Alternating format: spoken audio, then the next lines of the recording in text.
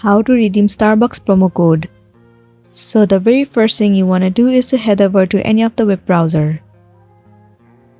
In the source bar, search for Starbucks promo code. Different sites will be available to you. You can head over to any one of it. So let me move into the very first site. It will redirect you to this page. Right here you can see different Starbucks promo code will be available to you. Tap on show more. From here you can copy any of the promo code. So let me tap on this one. Once you tap on it, the promo code will be copied successfully. Once it has been copied, the next thing you want to do is to open your application Starbucks.